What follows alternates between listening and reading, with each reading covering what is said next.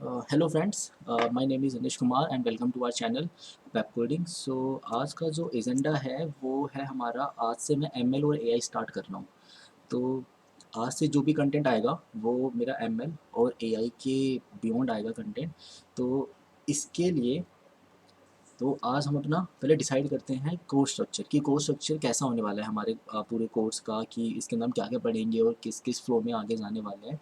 तो इसके अराउंड थोड़ा डिस्कस कर लेते हैं।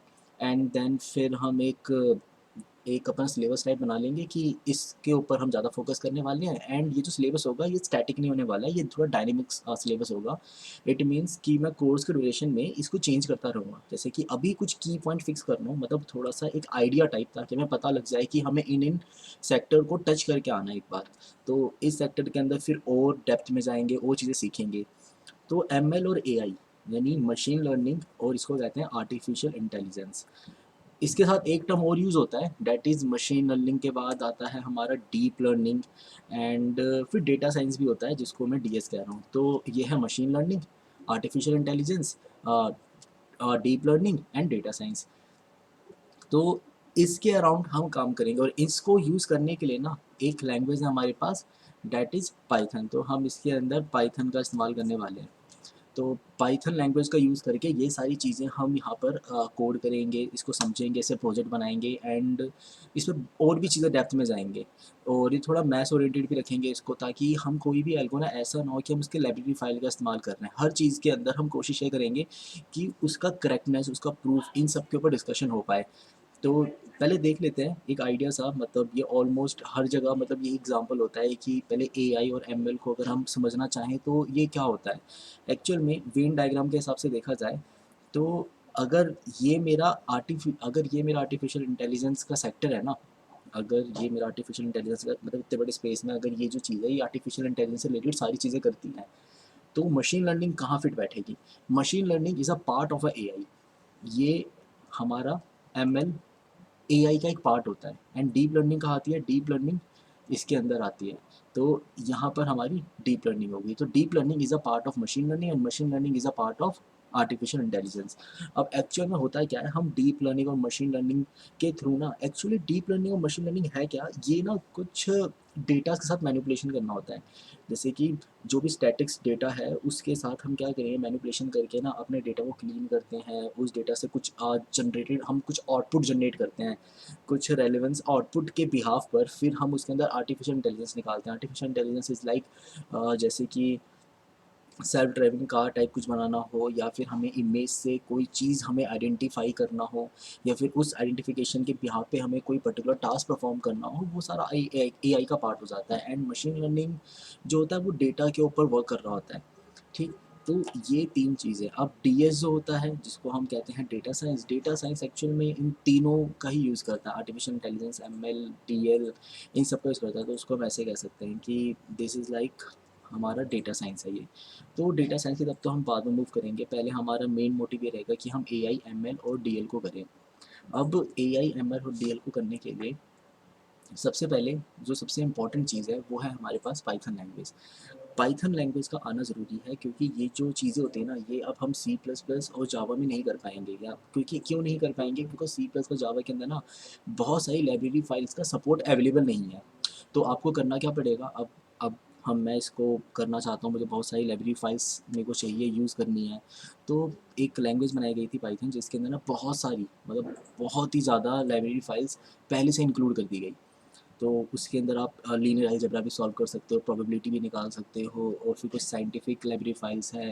जैसे कि एक लाइब्रेरी फाइल होती है पांडास, नमपाई। ये सारी चीज़ें हमारे पास है, जिसके थ्रू ना हम इंटेंसिव कैलकुलेशन कर सकते हैं। नहीं तो अगर मैं ये सारी कैलकुलेशन जावा या सी प्लस प्लस के थ्रू करना चाहता हूँ, तो या तो मुझे खुद का वो प्रोग्राम लिखना पड़ेगा, या फिर मुझे इसके लिए कोई लाइब्रेरी फाइल ढूंढनी पड़ेगी। ऐसा है नहीं कि, ऐसा ज़रूरी नहीं कि एआई के सारे काम आप सिर्फ पाइथन में कर सकते हो, सी प्लस प्लस से नहीं हो सकते हैं, पर वहाँ पे फिर आपको बहुत सारी लाइब्रेरी फाइल्स का सपोर्ट लेना पड़ेगा। और पाइथन ये सारी लाइब्रेरी फाइल्स का सपोर्ट हमें पहले से ही देता है, इसीलिए हम इसके अंदर पाइथन का इस्तेमाल कर रहे हैं। अब पाइथन को यूज़ करने के लिए हमें पाइथन के बेसिक्स तो आनी चाहिए ना। एटलीस्ट हमें कुछ बेसिक नॉलेज हो कि पाइथन को इस्तेमाल कैसे करना है, किस तरीके से इसके अंदर हम फंक्शंस बनाते हैं, वेरिएबल्स बनाते हैं, ये सारी चीज़ें हमें पता होनी चाहिए। तभी मैं पाइथन के थ्रू इन चीज़ों को ढंग से कर पाऊँगा, ढंग से परफॉर्म कर पाएंगे, टास्क परफॉर्म कर पाएंगे जब भी हमें रिक्वायरमेंट होगी। जैसे कि इन सिंपल लैंग्वेज, जैसे मैं जब डी एस का कोई क्वेश्चन सॉल्व करता हूँ तो मैं पहले कॉपी पे ड्राई रन करता हूँ उसे, ताकि मुझे पता लग जाए कि मुझे एक्चुअल में करना क्या है। फिर मैं सोचता हूँ इस चीज़ को करने के लिए मुझे किस किस चीज़ें की रिक्वायरमेंट होगी। अब सेम अगर मैंने एम में कोई चीज़ सोची तो मैं सोचूंगा कि मुझे इस काम को करने के लिए किस किस चीज़ की रिक्वायरमेंट है, फिर उन चीज़ों को मुझे सीखना पड़ेगा। अब रिक्वायरमेंट के अकॉर्डिंग ना पाइथन अब वो लैंग्वेज है जो मेरे वर्ड्स को या फिर जो मेरे जो भी मैं सोच रहा हूँ उसको मुझे एक्सप्रेस करेगी एक लैंग्वेज। तो वो एक्सप्रेस करके मेरे सिस्टम को बताएगी, इसलिए पाइथन का आना ज़रूरी है। तो जो हमारा कोर्स स्टार्ट होगा ना वो तो स्टार्ट होगा पाइथन के अराउंड। तो पहले हम पाइथन समझेंगे, पाइथन के बेसिक समझेंगे, फिर पाइथन के अराउंड कुछ क्वेश्चन सॉल्व करेंगे, ऑफकोर्स डेज के क्वेश्चन सॉल्व करेंगे, फिर कुछ हम प्रोजेक्ट भी बनाएंगे सिर्फ पाइथन लैंग्वेज का यूज़ करके। फिर हम इसके अंदर ऑटोमेशन की तरफ मूव करेंगे एंड देन हम फिर एम एल ए आई की तरफ मूव करेंगे। तो एक कोर्स सा डिज़ाइन कर लेते हैं पहले, फिर देखेंगे कि कहाँ किस सेक्टर में मूव करना है। अच्छा, एक और सजेशन, आप सबसे मेरी रिक्वेस्ट रहेगी कि जब ये जैसे ही मतलब ये वीडियो देखते हो उस टाइम पर अगर आपको लगता है कि यार इसके अंदर ना कुछ ये चीज़ें भी ऐड होनी चाहिए थी, ये चीज़ें मिस आउट हो रही है, या फिर अगर ये सिखा दी जाए तो और अच्छा हो जाएगा, मतलब आपके लिए काफ़ी हेल्पफुल रहेगा, तो आप वो कमेंट में लिख दीजिए, हम उसे पढ़ेंगे और मैं उसको कोर्स में इंट्रोड्यूस करने की पूरी कोशिश करूँगा। बाकी मैंने बहुत ज़्यादा रिसर्च कर ली, ढूंढ लिया एंड मैंने पता लगा लिया कि यार ये चीज़ें इंपॉर्टेंट हैं। इन ये सारी चीज़ें जो एक कंप्लीट मुझे एम एल ए आई और डी एल के अंदर जो जो चीज़ें रिक्वायरमेंट थी वो सारी चीज़ें मैंने कवर करने की कोशिश करी है। फिर भी अगर आपको लगे कि ये पर्टिकुलर चीज़ जो होनी चाहिए और वो मैं जो मेंशन करने वाला हूँ टेक्स्ट उसके अंदर वो नहीं है, तो आप कमेंट कर देना, मैं उसको इंट्रोड्यूस कर दूँगा, ठीक है। अच्छा, और सेकंड सेकंड इम्पॉर्टेंट थिंग कि मैं आपके साथ ही सीख रहा हूँ, तो मुझे उतनी एमएलए अभी आती नहीं है, बट हाँ मेरी पूरी कोशिश रहेगी कि मैं जेन्युइन सोर्सेज से, जैसे कि एमआईटी हो गया और बुक्स हो गई, इनके थ्रू मैं नॉलेज गेन करूँ एंड साथ साथ आपको भी सिखाता चलूँ। तो मैं भी लर्न कर रहा हूँ, आप भी मेरे साथ लर्न करने वाले हो, तो इसी में मज़ा आने वाला है और मेरे ख्याल से मज़ा बहुत आएगा। हम प्रोजेक्ट्स बनाएंगे, फिर उन प्रोजेक्ट्स के ऊपर पहले छोटे छोटे प्रोजेक्ट्स बनाएंगे। जैसे छोटा सा कंसेप्ट सीखा मैंने, मान लो कि मैंने ना पाई ऑटो जी आई सीख लिया। अब मैंने जैसे पाई ऑटो जी आई सीखा तो अब मैं इसके थ्रू ना कुछ प्रोजेक्ट्स बनाऊंगा ताकि मैं उस चीज़ को बहुत अच्छे से समझ पाऊँ। अब प्रोजेक्ट्स कैसे होंगे वो भी आपको पता लगेगा, कुछ इंटरेस्टिंग प्रोजेक्ट ही लेकर आऊँ ऐसा नहीं है, मतलब थोड़ा सा मैंने पहले पढ़ लिया है, तो ताकि एक बैकअप टाइप में वो वीडियो बनी रहे एंड उस बैकअप ड्यूरेशन में जब मैं वीडियो बना रहा हूँ उस टाइम पर मैं चीज़ें और सीख रहा हूँ। तो कुछ चीज़ें मैंने पहले पढ़ ली है, तो मुझे मज़ा बहुत आने वाला है इसको पढ़ाने में एंड आई होप आपको भी मज़ा आएगा। चलिए पहले कोर्स देख लेते हैं, फिर आगे बात करेंगे, बाकी तो पूरा दिन ही हमारे पास बात करने के लिए।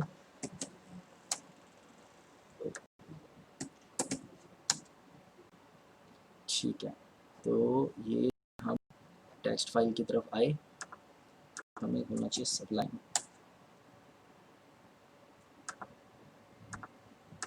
ठीक है, तो ये है। अब यहाँ पे मैं अपना कोर्स लिखने वाला हूँ एक एक करके एंड ये जो कोर्स होगा जो भी अभी मैं यहाँ पे मेंशन कर रहा हूँ, ये जो लिंक होगा आपको इस कोर्स का वो मैं मेंशन कर दूँगा और नीचे मैं डिस्क्रिप्शन बॉक्स में इसका लिंक डलवा दूँगा एंड उसके थ्रू आप इसके अंदर आप देख सकते हो कि क्या क्या कंटेंट हम कवर करने वाले हैं। ठीक है, चलिए स्टार्ट करते हैं। तो सबसे पहले जो चीज़ स्टार्ट होगी वो होगी हमारी पाइथन से स्टार्ट। सो पाइथन क्या है, एक लैंग्वेज है। ठीक है, तो पाइथन लैंग्वेज है, तो हम लैंग्वेज के अंदर क्या क्या चीज़ें सीखने वाले हैं। तो सबसे पहले लैंग्वेज के अंदर हमें क्या क्या पता होना चाहिए। सबसे पहले हमें स्कोप्स का पता होना चाहिए कि भाई जो वेरिएबल्स हैं, वेरिएबल और स्कोप्स,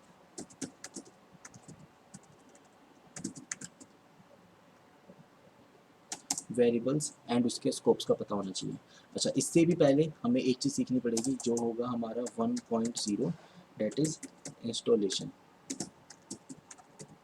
इंस्टॉलेशन क्योंकि ना कभी बार ऐसा होता है पाइथन लोगों को ना ढंग से इंस्टॉल करने आता है, वो वेरिएबल सेट नहीं करते, वो उसके लिए ना कुछ फिर आईडी यूज़ करने लग जाते हैं। मेरे ख्याल से आईडी पे हम काम नहीं करेंगे, ज़्यादा सही रहेगा कि अगर हम कंसोल का यूज़ करें ताकि हम कंसोल को ऑपरेट करना सीख पाएँ। तो इस कोर्स को मैं VS कोड पे कोड कराने वाला हूँ। कभी कभार हम जो आईडी होती है उनकी तरफ भी जाएंगे, एनाकोंडा जैसी चीज़ें वहाँ पे भी हम जाएंगे, पर नहीं, अभी के लिए हम VS कोड पे काम करने वाले हैं, इंस्टॉलेशन करेंगे। एंड एक और टर्म होता है जो काफ़ी फेमस है, आप लोगों ने सुना भी होगा, that is Jupiter. Jupyter notebook का इस्तेमाल करेंगे हम कोड करने के लिए। ये जुपिटर नोटबुक पता है एक ऐसा नोटबुक होता है, मतलब ये मुझे बहुत ही इंटरेस्टिंग चीज़ लगी जुपिटर नोटबुक की, वो ये लगी कि आप पता है क्या करो, आपने जैसे यहाँ पे प्रोग्राम लिखा, जैसे कि मैंने यहाँ पे लिखा प्रिंट, मैं यहाँ पे लिखता हूँ हेलो, मैंने ऐसे हेलो प्रिंट कर दिया, एंड यहाँ पे मेरा आउटपुट भी दिखेगा मुझे, मतलब मुझे सेम टाइम पर मेरा आउटपुट भी नज़र आ रहा है। यानी कि ये जो फाइल है ना, ये शेयर करने के लिए बहुत सही है, मतलब अगर मुझे किसी को समझाना हो कि मैंने ऐसा ऐसा वर्क करा था, मैं स्टेप बाय स्टेप इसमें वर्क परफॉर्म करता जाऊँगा, एंड स्टेप बाय स्टेप मेरा इनपुट प्लस आउटपुट दोनों मुझे दिखता है यहाँ पर। तो किसी को समझना, मतलब किसी को समझाना या फिर किसी को इस फाइल को बस पढ़ के रीड करके इसको समझना काफ़ी ईजी हो जाएगा। तो जुपिटर नोटबुक मुझे काफ़ी सही लगी, इसलिए जुपिटर नोटबुक का भी इस्तेमाल करेंगे इसके अंदर। फिर उसके बाद हम आगे मूव करते हैं। अब इसके बाद जो चीज़ें आती है दैट इज़ इसके अंदर लिस्ट होती है, टपल्स होते हैं, जैसे एरेस होता है ना, एरेस हो गया, तो अब यहाँ पे एरेस एज सच डायरेक्ट नहीं होता, उस हिसाब से हम यूज़ करते हैं लिस्ट, टपल्स। फिर टपल्स के बाद हम मूव करेंगे, इसके बाद स्ट्रिंग को सीखेंगे। स्ट्रिंग के बाद हम जाएंगे इसके अंदर डिक्शनरी के ऊपर, तो हम एक चीज़ सीखेंगे इसके अंदर,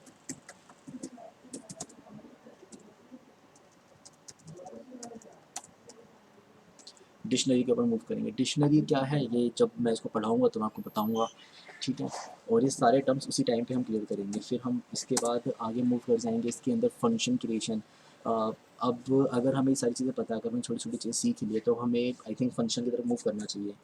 तो इसके बाद मैं फंक्शंस की तरफ मूव करूँगा, फंक्शन एंड लूप्स वगैरह, जिसको कहते हैं कंट्रोल फ्लो। ये मतलब इसको हम कंट्रोल फ्लो भी कहते हैं, ये कंट्रोल फ्लो का ही पार्ट होता है, कंट्रोल फ्लो। इसके अंदर जो होगा वो होगा हमारा loops, if else and switch वाली स्टेटमेंट, स्विच वाली स्टेटमेंट, ये सारी चीज़ें हम इसके अंदर करने वाले हैं। फिर इसके बाद हम ना एक और चीज़ सीखेंगे, ग्लोबल वेरिएबल्स और लोकल वेरिएबल्स के उसमें difference, and packing unpacking of arguments, इसकी तरफ भी जाएंगे। तो ठीक है, मेंशन कर लेते हैं इसे भी, ताकि हमें याद रहे कि हमें इस चीज़ को भी कवर करना है। तो global and local variables and packing,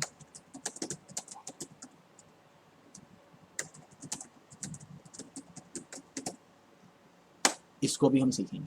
इसके ऊपर ज़्यादा मतलब ज़्यादा डिस्कशन नहीं हो पाएगी, कुछ छोटा सा टॉपिक है, पर हाँ इसको टच करना है, इसको भूलना नहीं है, ये काम आएगा हमें, तो आगे बहुत काम आएगा, इसलिए इस चीज़ को स्पेशली मेंशन करा है।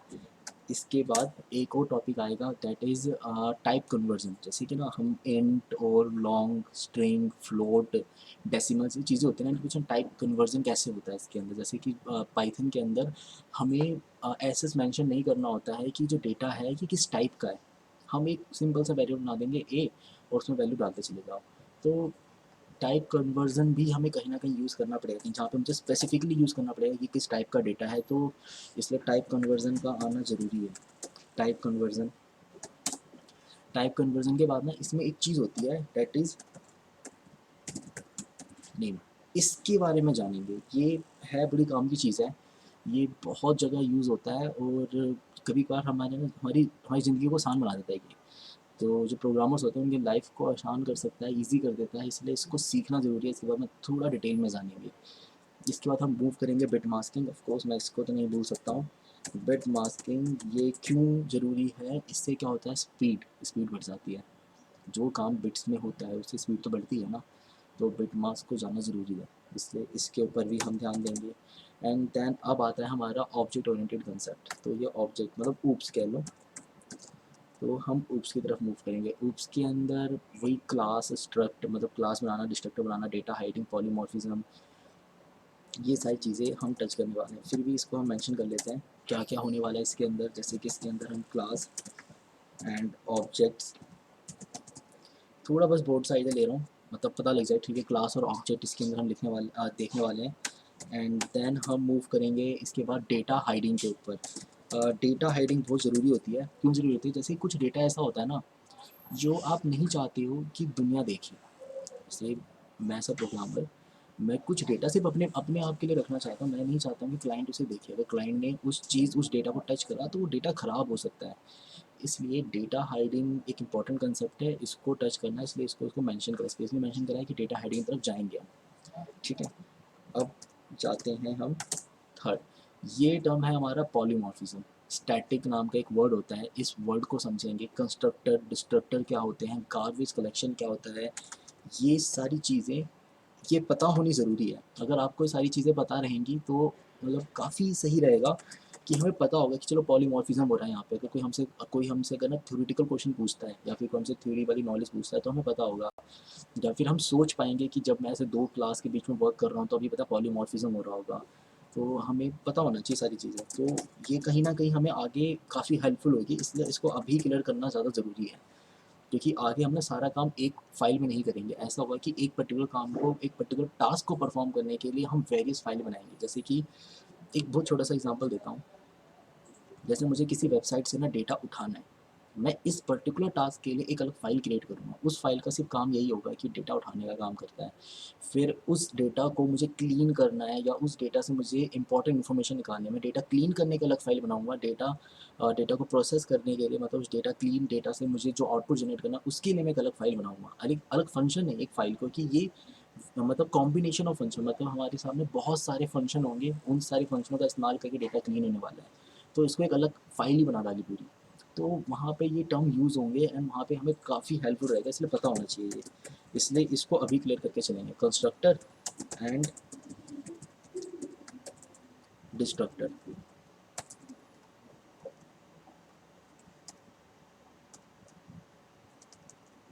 ठीक है, तो कंस्ट्रक्टर एंड डिस्ट्रक्टर हमें सीखना है। एंड देन हमें एक चीज़ सीखनी है, गार्बेज कलेक्शन क्या होता है। गार्बेज कलेक्शन कह लो या फिर गार्बेज कलेक्टर कह लो, इसके ऊपर भी हम जाएंगे, पता होना चाहिए। एंड उसके बाद एक टर्म आती है दैट इज़ एक्सेप्शन हैंडलिंग।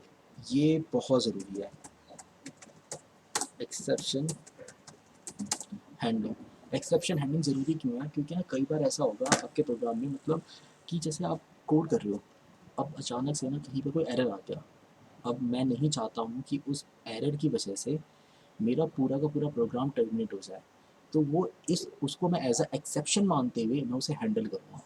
तो ये जो एक्सेप्शन होते हैं ये आते रहते हैं, तो इनकी वजह से मुझे अपने प्रोग्राम को टर्मिनेट नहीं होने देना, मुझे अपने प्रोग्राम को रनिंग फेज में रखना है।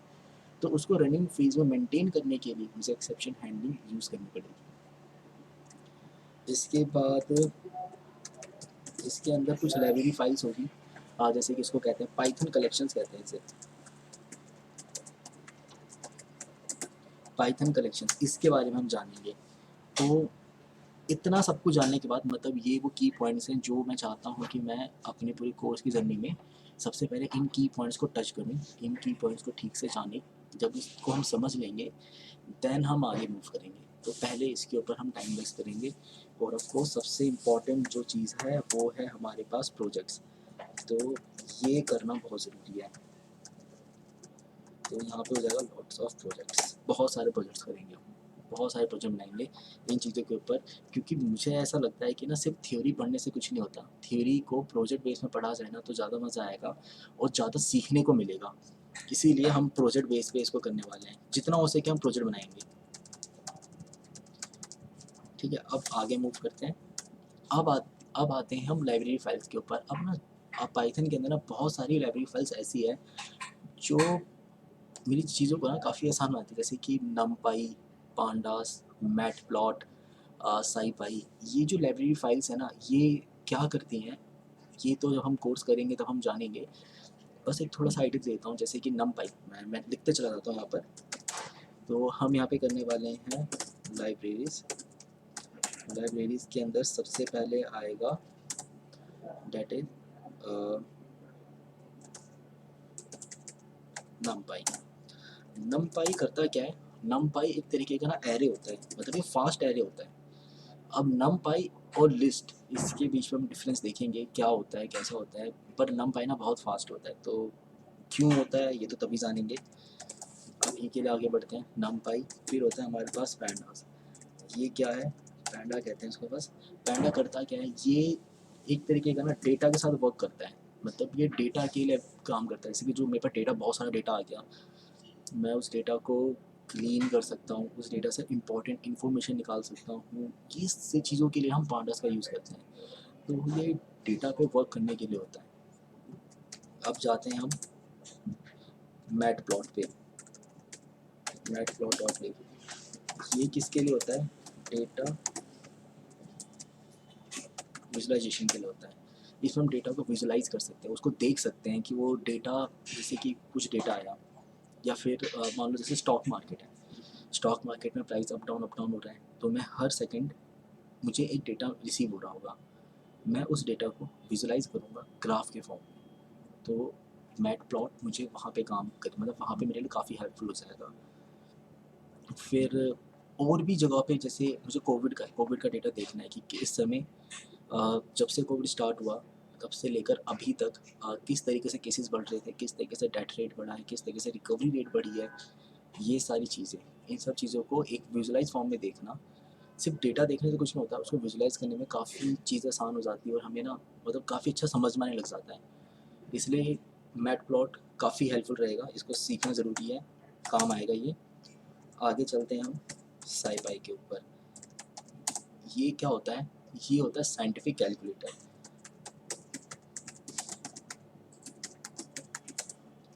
तो ये साइंटिफिक कैलकुलेटर एज सच इतना हेल्पफुल नहीं है, पर कहीं कहीं पे यूज़ हो जाता है, तो उसको मेंशन कर लेते हैं। साइंटिफिक कैलकुलेटर काम आएगा हमें, फिर सीख लेंगे, थोड़ा सा टाइम वेस्ट कर लेंगे। फिर हम जाएंगे थर्ड जो होगा, मैं ऑटोमेशन को टच करना चाहता हूँ एक बार। क्यों करना चाहता हूँ मैं ऑटोमेशन इन पाइथन?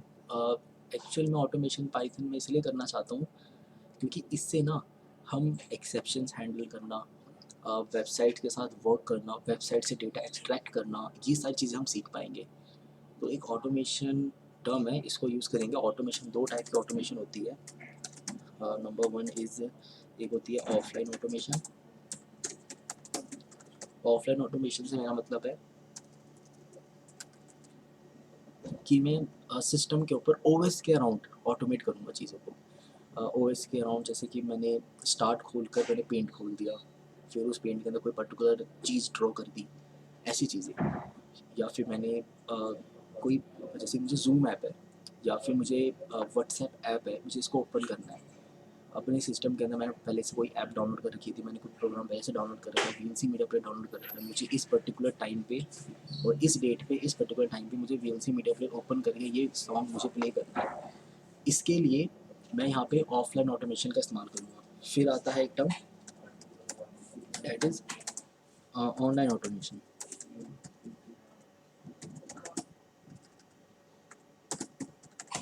इसमें क्या होगा, इसके अंदर जैसे ऑनलाइन वाली चीज़ होती है, जैसे वेबसाइट से रिलेटेड कोई चीज़, वेबसाइट से डेटा निकालना, या फिर वेबसाइट पे कोई चीज़ों को किसी चीज़ को ऑटोमेट करना, इन चीज़ों का इस्तेमाल करेंगे। तो इसके लिए मैं टर्म यूज़ कर रहा हूँ ऑनलाइन ऑटोमेशन।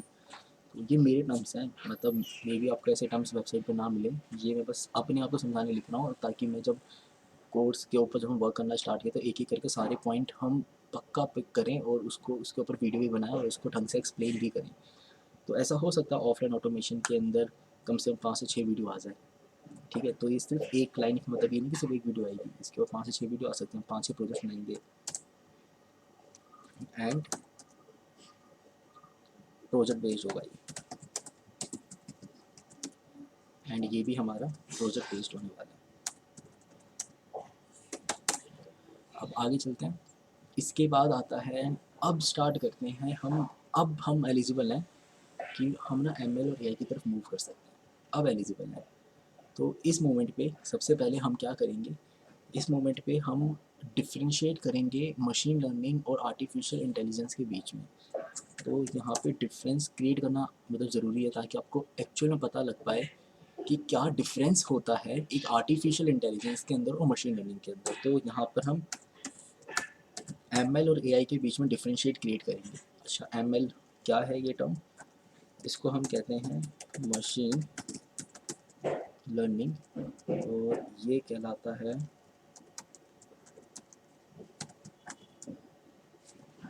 मशीन लर्निंग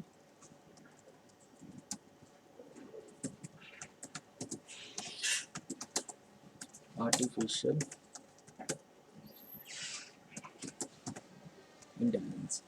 ठीक है, तो machine learning and artificial intelligence, तो हम इसका इस्तेमाल करेंगे। इसके बीच में डिफरेंस पहले जानेंगे, जब हमको हम डिफरेंस अच्छे से पता लग जाएगा कि इनके बीच में डिफरेंस क्या है, देन हम इसके ऊपर आगे मूव कर सकते हैं। पहले हमें पहले पता तो चले कि आर्टिफिशियल इंटेलिजेंस होता है क्या, मशीन लर्निंग क्या होती है, तो इसलिए इनके बीच में डिफरेंस का पता होना ज़रूरी है। अब हम चलते हैं मशीन लर्निंग के ऊपर। अब यहाँ से स्टार्ट होता है हमारा मशीन लर्निंग। अब मशीन लर्निंग में क्या क्या चीज़ें आने वाली है। मशीन लर्निंग के अंदर सबसे पहले तो हम जाएंगे थ्योरी पार्ट के ऊपर। अच्छा, अब देखो, अब यहाँ पे ना डिसाइड करते हैं कि हम किस तरीके से अपने पाइथन के कोर्स को पढ़ने वाले हैं। क्या ये लाइब्रेरी बेस्ड होने वाला है, या फिर इसके अंदर हम डेप्थ नॉलेज के ऊपर जाएंगे। तो मेरे हिसाब से तो देखो, डेप्थ नॉलेज के ऊपर जाने में फ़ायदा है, क्योंकि मैं अपना जो कोर्स है ना, इस तरीके से बनाना चाहता हूँ कि ये कॉर्पोरेट इंडस्ट्री के अंदर, मतलब जो भी इस कोर्स को इज्जत से करेगा, ठीक से कर लेगा, वो कॉर्पोरेट इंडस्ट्री में काम करने वाला जो 3 से 4 साल एक्सपीरियंस पर्सन होता है, उसके बराबर हो। मतलब जो भी कॉर्पोरेट इंडस्ट्री में वर्क कर रहा है MLAI के अंदर, अगर वो 3 से 4 साल वहाँ पे वर्क करने के बाद जितनी इन्फॉर्मेशन वो गेन करता है ना, मैं उतनी इन्फॉर्मेशन इसे कोर्स के अंदर लेकर आना चाहता हूँ। इसके लिए मेरे पास कॉन्टैक्ट्स हैं, मैं उनका इस्तेमाल करूँगा। मुझे प्रोजेक्ट चाहिए, मैं प्रोजेक्ट्स का इस्तेमाल करने वाला हूँ। जितनी प्रोजेक्ट हम बना सकते हैं, वो लोग बनाते हैं, उतने प्रोजेक्ट हम बनाएंगे। पूरी जान लगाएंगे, कोशिश पूरी करूँगा मैं कि इसको मैं 3 से 4 साल एक्सपीरियंस लायक एक कोर्स बनाऊँ, कि जब आप कॉर्पोरेट इंडस्ट्री में उतरो, सामने वाला जब आपका इंटरव्यू ले रहा हो, तो उसे पता हो कि हाँ भाई, एक जेन्युइन पर्सन बैठा है सामने, इससे मैं जो भी क्वेश्चन कर रहा हूँ मुझे हर चीज़ का आंसर मिल रहा है, इवन कभी कभार तो मेरे से बेटर आंसर निकाल के दे रहे हैं। तो ये कोर्स ऐसा बनाना है। तो इस कोर्स के अंदर, अगर हम ऐसा कोर्स बनाना चाहते हैं, अगर इस तरीके के कोर्स को हम पढ़ना चाहते हैं, इसके लिए मैथ्स का आना बहुत ज़रूरी है। इसलिए यहाँ पे थ्योरी बहुत ज़रूरी है, थ्योरी पार्ट बहुत ज़्यादा ज़रूरी है। थ्योरी के अंदर क्या टर्म आएंगे, थ्योरी के अंदर होगा, अब ML के अंदर ना यहाँ पे स्टार्ट होता है सुपरवाइज लर्निंग, अनसुपरवाइज लर्निंग, फिर सेमी सुपरवाइज लर्निंग भी होता है एक, उसकी तरफ भी जाएंगे। तो इधर मेंशन कर लेते हैं कि फिर क्या क्या टर्म सीखने वाले हैं। एक होगा हमारा supervised learning, and second is supervised learning and semi supervised learning.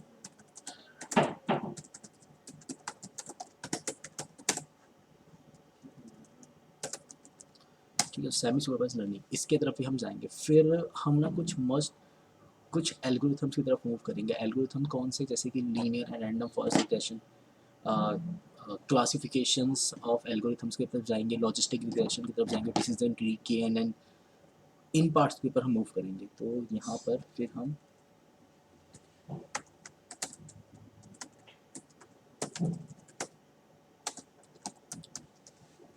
अब इस पर मैं स्पेशली मेंशन कर रहा हूँ, हमें मस्ट डू मैथ, उसकी मैथ्स को ठीक से देखना है, और मैथ्स को, प्रूफ को, करेक्टनेस को, इसके ऊपर हमें ठीक से फोकस करना है।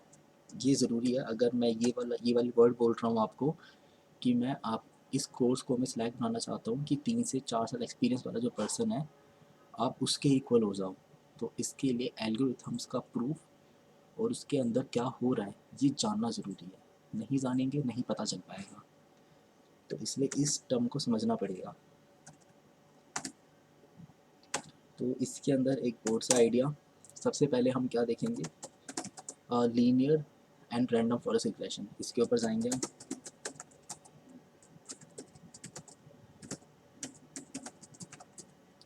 तो linear and random forest regression इसको सीखेंगे, एंड इसके बाद हम मूव करेंगे। यहाँ पर हमें मूव करना चाहिए अब classification of algorithms, classifications of algorithms, इसकी तरफ हमें मूव करना चाहिए।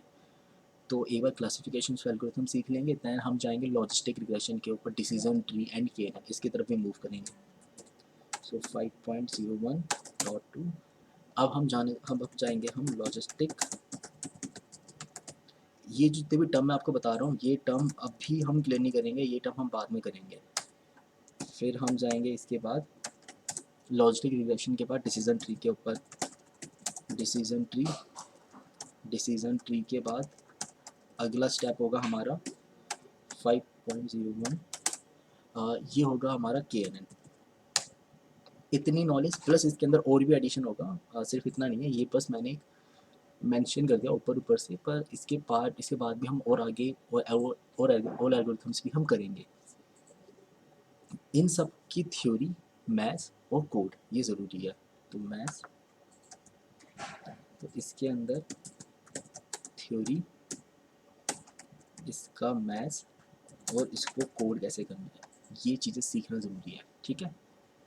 फिर हम यहाँ पर अब आते हैं डेटा प्री प्रोसेसिंग के ऊपर, ये भी सीख लेंगे। डेटा प्री प्रोसेसिंग, कुछ डेटा को हमें पहले से प्री प्रोसेस करना होता है, ये बहुत ज़रूरी है ताकि डेटा क्लीन कर पाए हम।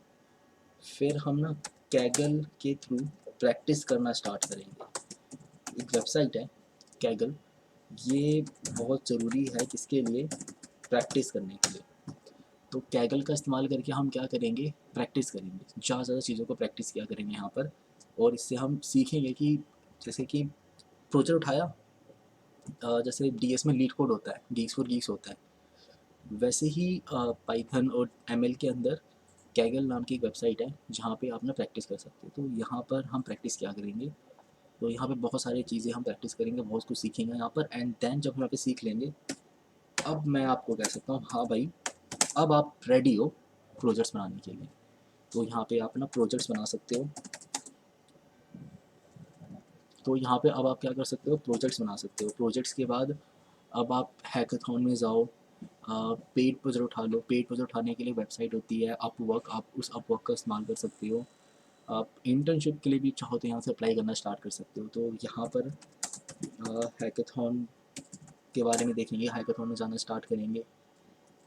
और इधर हम फॉर पेड प्रोजेक्ट्स,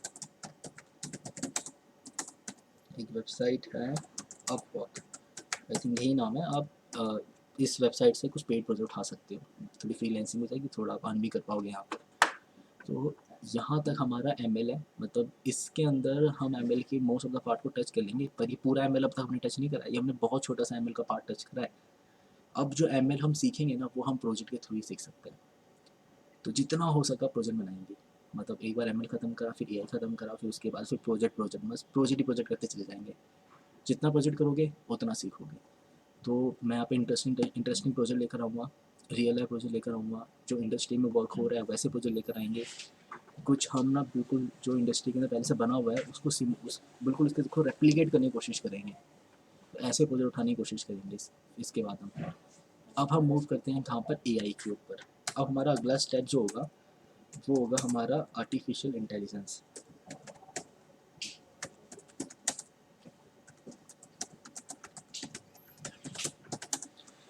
ये है हमारा AI। इसके अंदर हम क्या करने वाले हैं,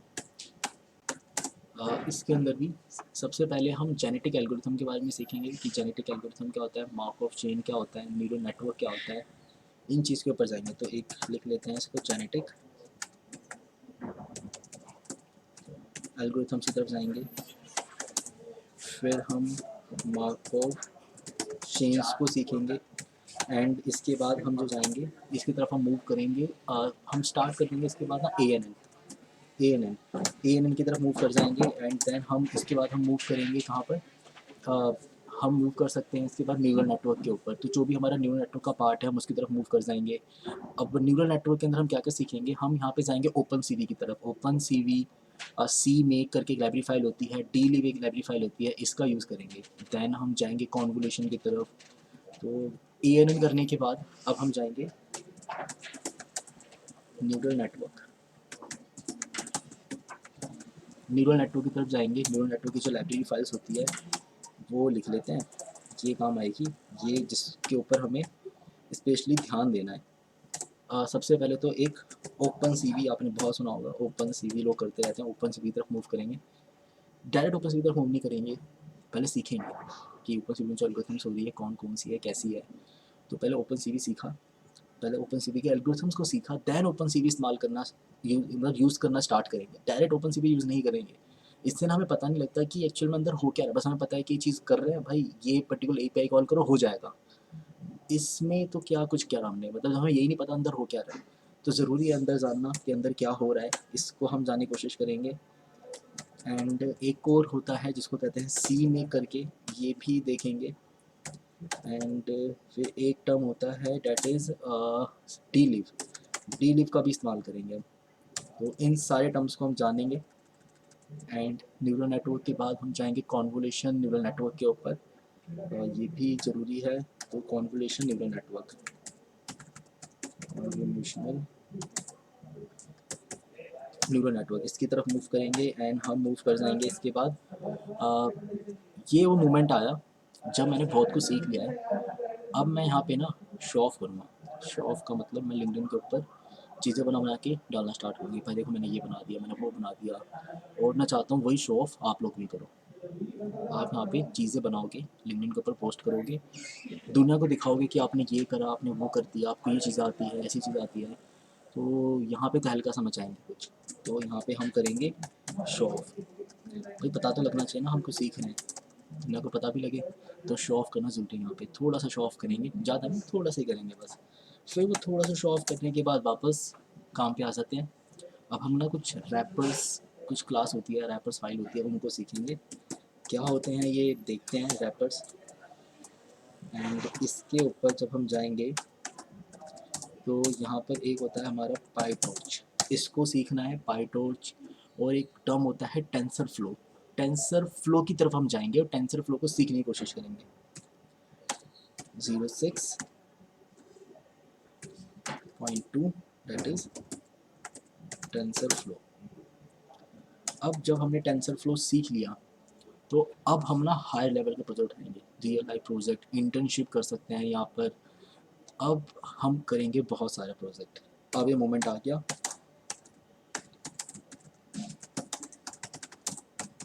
हाई लेवल के प्रोजेक्ट्स करने का।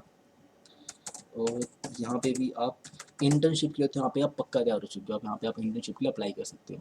तो हाई लेवल प्रोजेक्ट्स करना है, इंटर्नशिप के लिए अप्लाई करेंगे यहाँ पर। अब एक और चीज़ रहेगी जिसको मैं टच करना चाहता हूँ, बट चलो इस सेक्टर में चले जाते हैं। That is back and. जैसे कुछ काम हम बैक एंड पे भी करते हैं ना, कुछ लोग पाइथन का यूज़ बैक एंड में भी करते हैं। तो बैक एंड में करने के लिए जेंगो और फ्लास्क है। इंडस्ट्री के अंदर ज़्यादातर जेंगो यूज़ होता है, फ्लास्क नहीं होता। तो जेंगो पढ़ेंगे, जेंगो देखेंगे। तो एक है हमारे पास जेंगो, एंड फ्लास्क भी देख लेंगे। पता होना चाहिए कि क्या है, क्यों फ्लास्क यूज़ नहीं होता, क्यों जेंगो ज़्यादा यूज़ होता है। तो ठीक है, इसके ऊपर भी जाएंगे। अब इसके ऊपर तो हमारी जो लर्निंग होगी प्रोजेक्ट से ही हो सकती है, तो फिर हम बनाएंगे प्रोजेक्ट्स। ठीक है, प्रोजेक्ट आएंगे। इसके बाद अब जो चीज़ें रह गई, ये जो चीज़ें मैंने यहाँ पे मेंशन करी हैं 7 पॉइंट, अब जो कुछ रह गया वो तो फिर सब प्रोजेक्ट के अंदर ही कवर हो सकता है।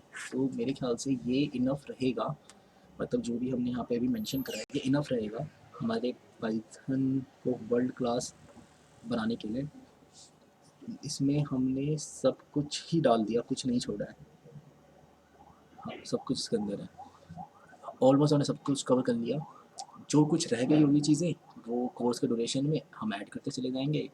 और आप कमेंट करके हमें बताते चाहोगे कि यार ये चीज़ पढ़ा दीजिए प्लीज़ सर, या फिर ये पढ़ा दो, या ये टॉपिक है आप प्लीज़ इसको एक्सप्लेन थोड़ा ठीक से कर दीजिए, या फिर इसके अंदर हमें और इंसाइट चाहिए। तो जैसा सब कमेंट करते जाओगे वैसा वैसा मैं कोर्स और आगे उसके अंदर फर्दर एडिशन करता जाऊँगा। एक कोर्स मैं अपने आप को सिखाने के लिए बना रहा हूँ और आपको सिखाने के लिए बना रहा हूँ, खुद को कम आपको ज़्यादा सिखाने के लिए बना रहा हूँ। तो मैं पूरी कोशिश करूँगा कि मैं बेस्ट से बेस्ट रिसोर्स उठाऊँ, बेस्ट से बेस्ट चीज़ें सीखूँ और आपको सिखाऊँ। मेरी पूरी कोशिश रहेगी। बाकी पूरी वेब कोडिंग टीम इस वक्त यही कर रही है, वो डिफरेंट डिफरेंट सेक्टर्स को पकड़ी। जैसे मैंने एम को पकड़ा हुआ है, वैसे ही मोहित सर जो है वो एंड्रॉइड के ऊपर वर्क कर रहे हैं, जसवीर सर AR/VR पे कर रहे हैं, सुमित सर इस वक्त वेब के ऊपर और DS के ऊपर कर रहे हैं। तो इसी तरह हर किसी ने सेक्टर पकड़ा हुआ है एंड उस सेक्टर के अंदर बस सब लग गए हैं। जितना हो सका उसके अंदर बेस्ट से बेस्ट वीडियो लेकर आएंगे। फिर इस बेस्ट वीडियो को और बाद में इन्हेंस करेंगे और इसको अच्छा बनाने की कोशिश करेंगे। तो लर्निंग है, एक साथ करेंगे तभी सीखने को मिलेगा। बहुत सारे प्रोजेक्ट बनाएंगे, जितना ज़्यादा प्रोजेक्ट बनाएंगे उतना ज़्यादा सीखेंगे।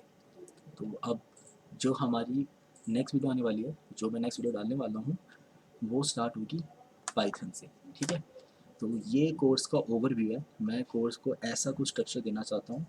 अगर आपको इसके अंदर कुछ कमी लगे, कुछ इसके अंदर फर्दर एडिशन लगे, तो प्लीज़ मुझे बताइए। ठीक है, प्लीज़ मैसेज करो। और हमारा टेलीग्राम ग्रुप है, कोडिंग का टेलीग्राम ग्रुप है, उसका लिंक मैं डिस्क्रिप्शन में आपको मिल जाएगा। तो उस डिस्क्रिप्शन वाले लिंक से प्लीज़ टेलीग्राम पे ज्वाइन हो जाओ।